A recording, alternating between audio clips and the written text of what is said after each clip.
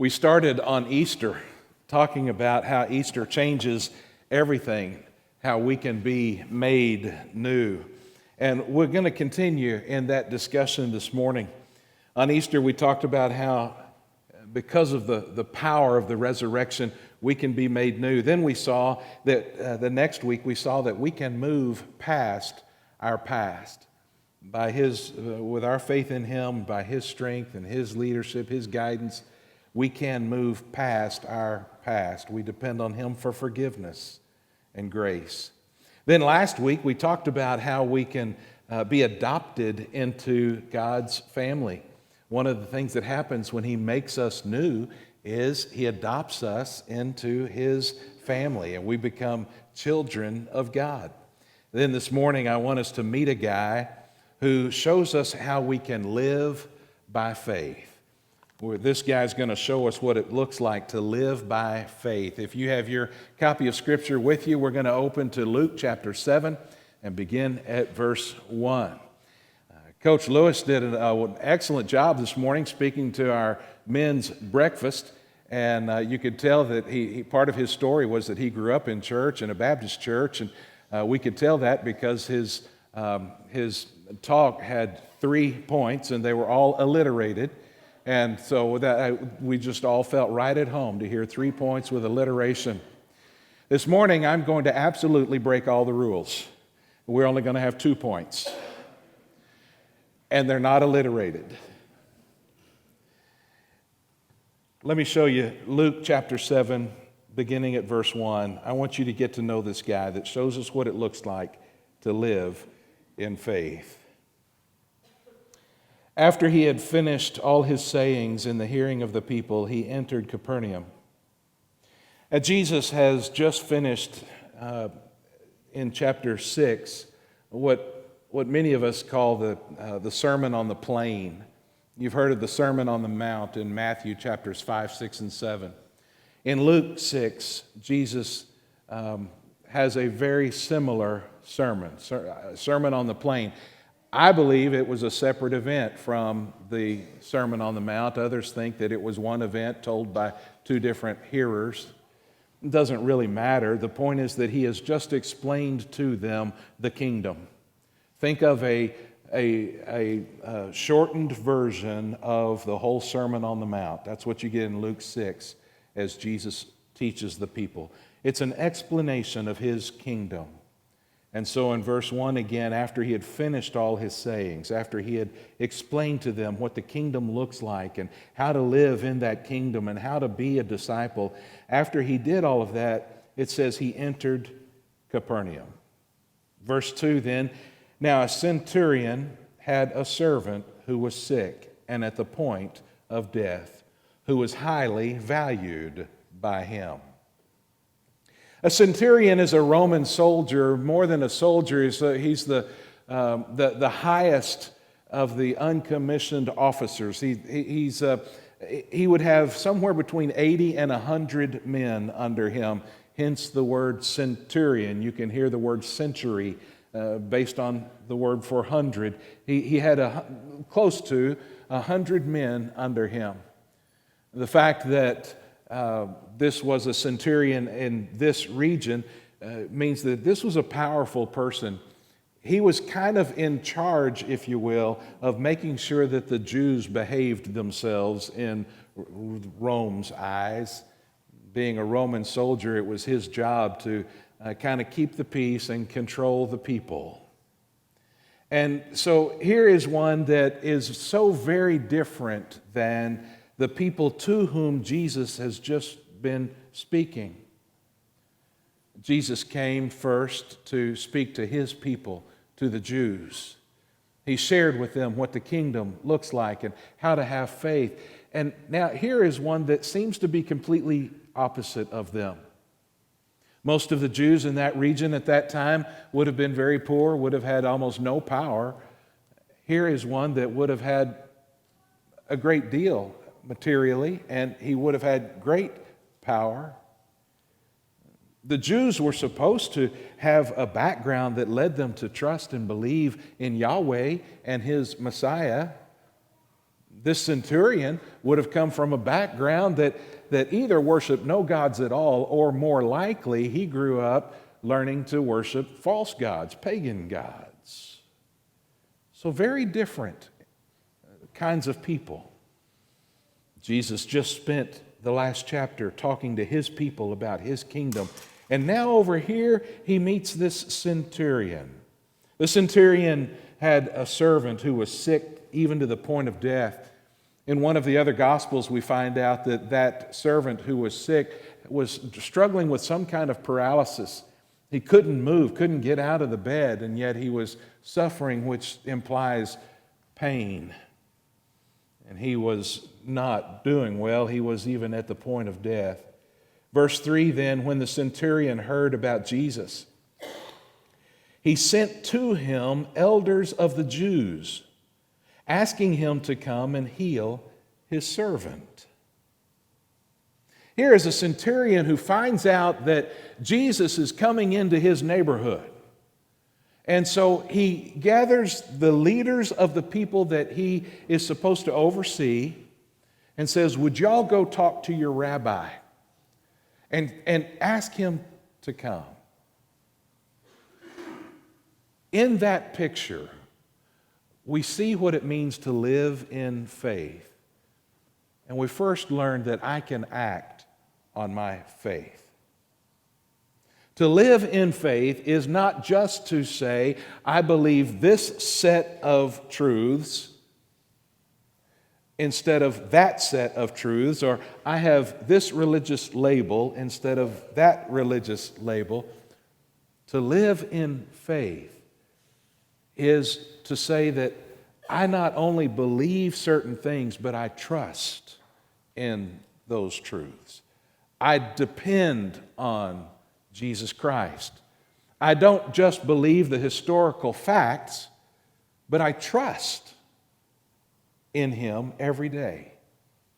Here is one who was learning to live in faith. He had already heard about Jesus. He knew who Jesus was. And when he found out that Jesus was coming to town, he got some of these people with whom he worked on a regular basis, and he said, would y'all go talk to your rabbi? Ask him to come and heal my servant.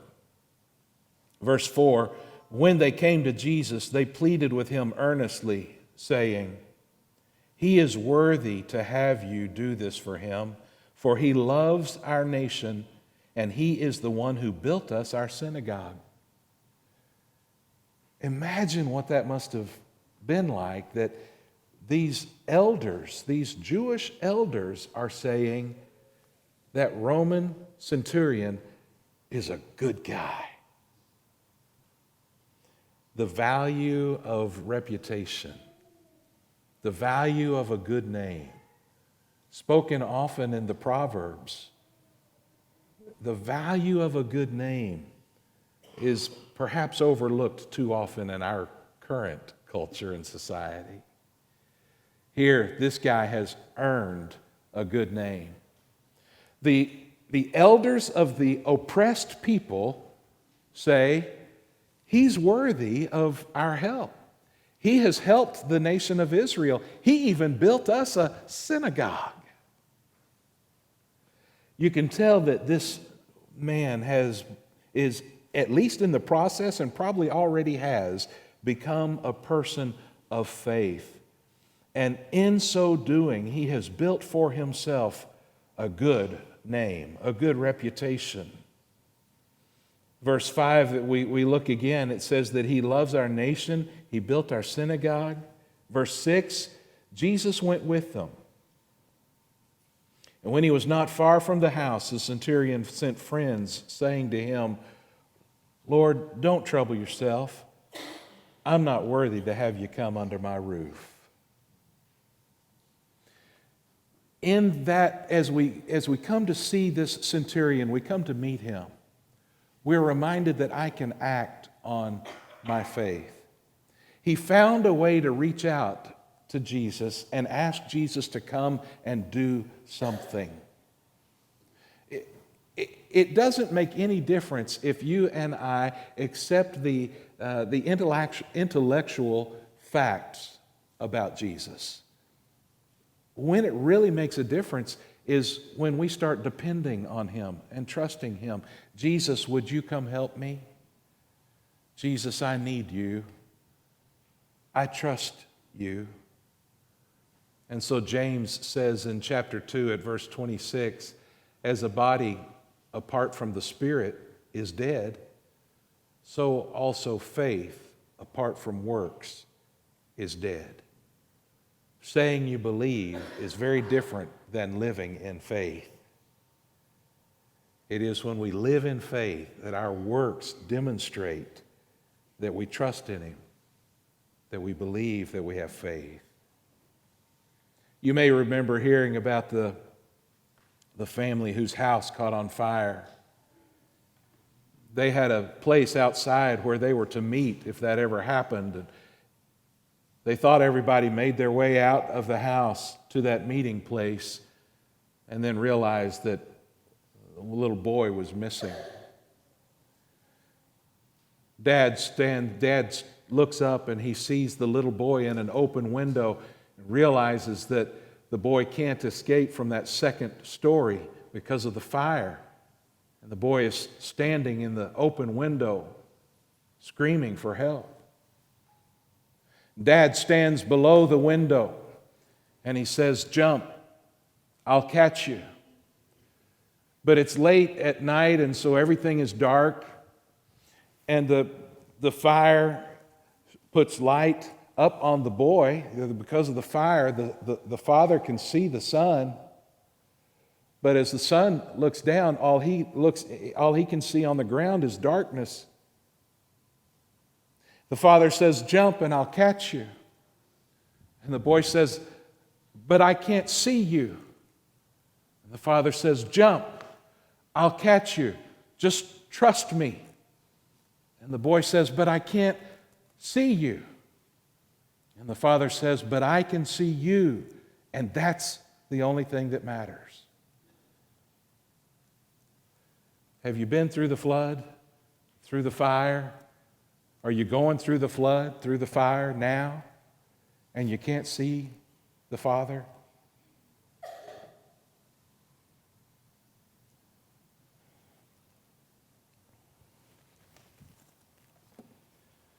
So often we want to put Him in a box.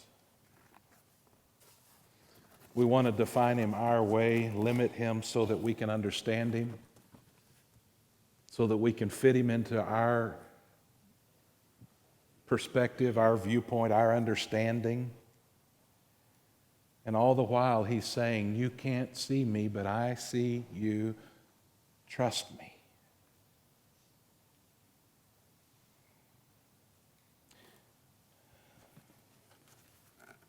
I think it is at those times that we can't see Him that we need to know that He's there.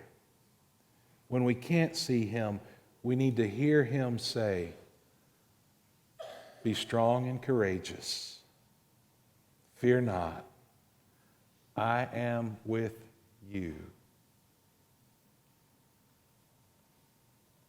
Hebrews chapter 11 and verse 1 reminds us that faith is the assurance of things hoped for, the conviction of things not seen. We can't see Him, but we can know He's there. We know Him. We can trust Him. From our centurion friend, we learned that we can act on our faith. He had already heard of Jesus, but when Jesus was in the neighborhood, he acted. "Hey guys, would y'all go invite Him? Would y'all ask Him to come? Jesus, would you come? I need you." And then did you notice in verse 6, that was interesting to me the first time I read it. Earlier in the text, the Jews said of this centurion, "He is worthy for you to help him, Jesus. He's a good guy." But look at how he viewed himself in verse 6. Jesus went with him. When he was not far from the house, the centurion sent other friends, so these are different guys, to meet him on the way, saying, Lord, do not trouble yourself, for I am not worthy to have you come under my roof. That humility. He says, Jesus, you don't have to come any farther. I'm not worthy to have you, a Jewish rabbi, come into my home. Verse 7, therefore, I did not presume to come to you. That's why I sent the elders of your people, because I didn't presume to come to you. Then he says in the middle of verse 7, but say the word, and let my servant be healed. For I, too, am a man under authority, with soldiers under me. And I say to one, go, and he goes, and to another, come, and he comes, and to my servant, do this, and he does it. Now, verse 8 is not bragging about his power. We just saw his humility. I'm not worthy for you to come to my house. So verse 8 is not his bragging about power. What is he saying? He's saying there is power in the word of someone who has authority. So he says, Jesus, you don't have to come. All you have to do is just say the word, and my servant will be healed.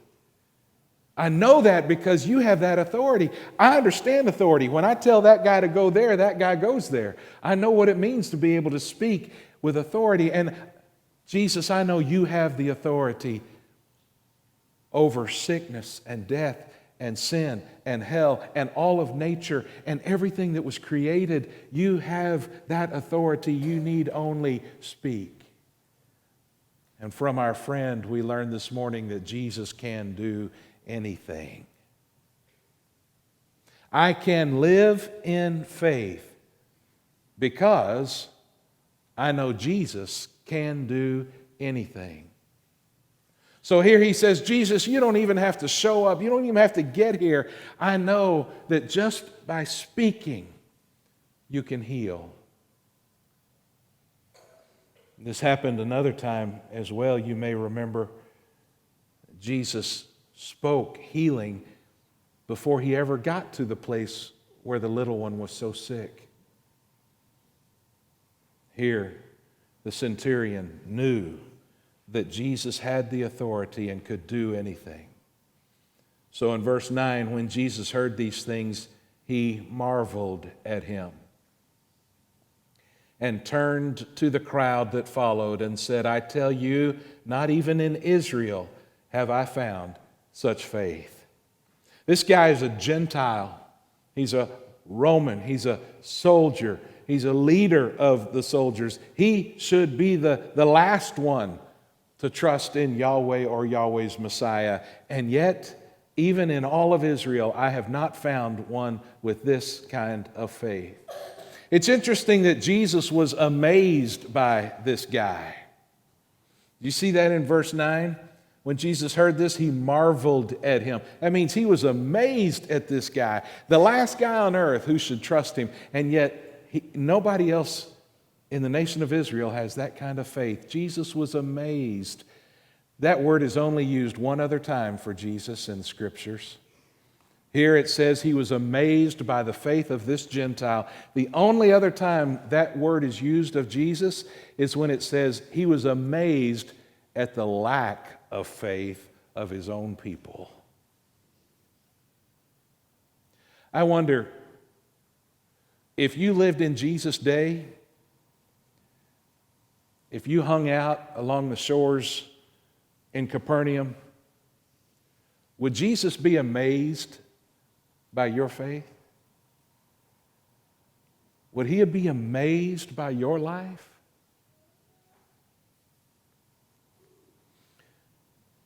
Jesus can do anything, and when we finally wrap our brains around that and we start really trusting, putting our lives in his hand, we're going to be amazed as well. Unfortunately, we keep trying to put him in that box, over-define him and limit him and explain him, understand him. When we're not called to do any of those things, we're called to trust Him. Faith is not just believing, but it's depending. In 1893, an engineer named George Ferris built a machine that bears his name, the Ferris wheel. When it was finished, it stood 266 feet tall, carried 36 cars that were each 13 feet wide.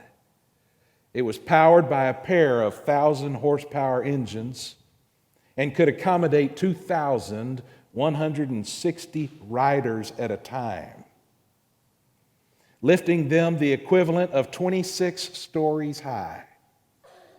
The first Ferris wheel was built to withstand 150-mile-an-hour winds, which turned out to be good because on the day that it officially opened, there was a very strong wind blowing in off of Lake Michigan. Ferris invited his wife and a newspaper reporter to accompany him on the first ride. Because of the wind, the reporter was a little uneasy about getting on board something that tall, but they got on, and the wheel turned flawlessly. After one time around, the machine stopped and they stepped out. Later, the reporter would write about his experience, and he made a very interesting observation.